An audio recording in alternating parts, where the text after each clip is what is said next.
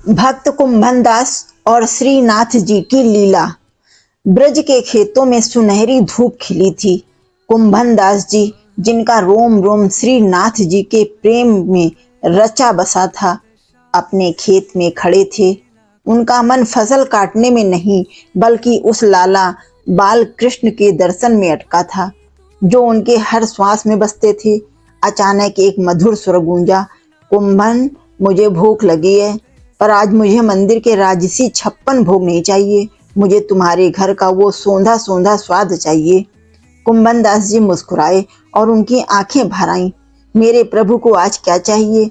श्रीनाथ जी ने नटखट फन से दुलराते हुए उत्तर दिया, एक सीधा सादा भोज, ज्वार की महरी, दलिया, ताजा दही, दूध, बेजर की सौंधी रोटियां और खैर की सब्जी और केरड़े का तीखा अचार। बस इतना ही, इससे ज्यादा कुछ नहीं।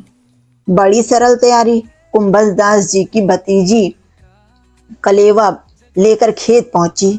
अपने चाचा की आंखों में दिव्य चमक देखकर वह समझ गई कि आज जरूर कोई अलौकिक लीला होने वाली है। उसने कहा, काका, मैं बेजर का आटा, टेटी की सब्जी और अचार तो ले आई हूँ, पर दूध घर पर अभी गर्म हो रहा है। बेटी, कुंभन दास जी बोले, आज दही मत जमाना। कुंभन दास जी ने उत्सुकता से कहा, जल्दी से घर जा और पिसा हुआ ज्वार और दूध की गर्म हांडी ले आ। आज सखाओं ने मेरे ही खेत में भोज रखा है। वो तो उत्साह से बहुत ही खुश हुए जा रहे थे। चाचा के स्वभाव से परिचित भतीजी बिना कुछ पूछे जांचे घर की ओर दौड़ पड़ी।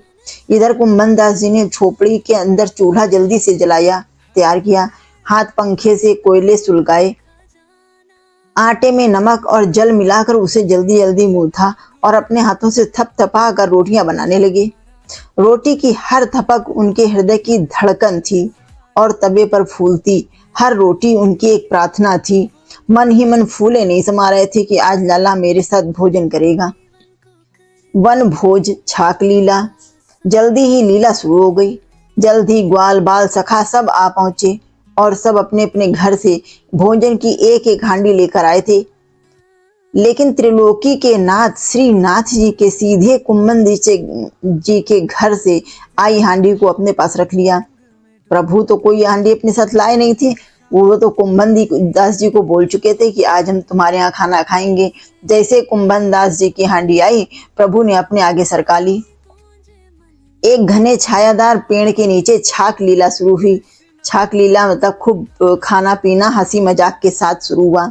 वहां खिलखिलाहट थी, वहां दिव्य खेल थे, वहां एक दूसरे का जूठा खाने का निस्वार्थ प्रेम था। यही तो प्रभु को चाहिए, प्रभु को भाव चाहिए।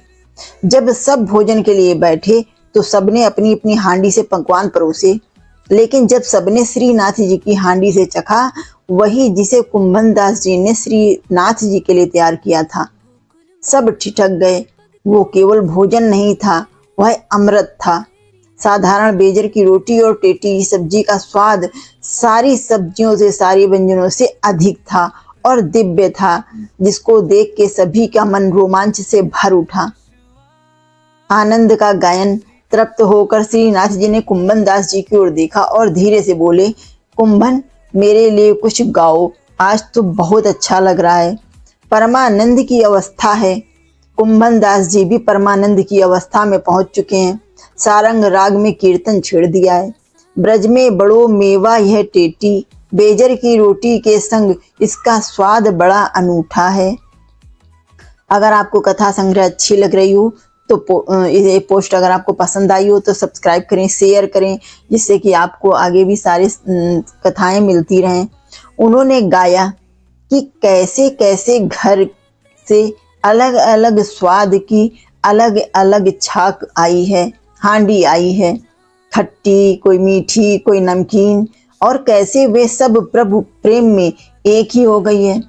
सब अलग अलग लेके आए हैं अपनी अपनी हांडी में, लेकिन प्रभु का प्रेम बरस रहा है और सबका भोजन एक हो गया है।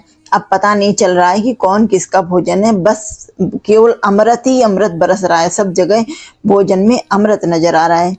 कीर्तन समाप्त हुआ तो उपवन में एक गहरा सन्नाटा छा गया।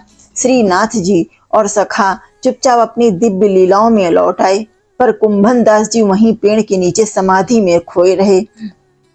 वे संसार को भूल गए, वे अपने शरीर को भूल गए।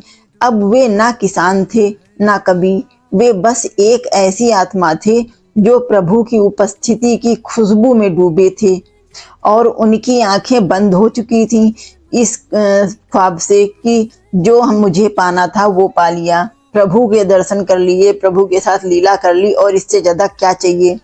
बस अब इससे ज्यादा कुछ नहीं देखना संसार का। सूरज ढल गया था, तारे निकल आए थे, पर कुंभन दास जी निश्चल बैठे रहे, अपने हृदय के मंदिर में उस छाक लीला का आनंद लेते हुए और श्रीनाथ जी के मनोहर सुंदरता को देखते हुए उसी में खोए रहे। राधे राधे।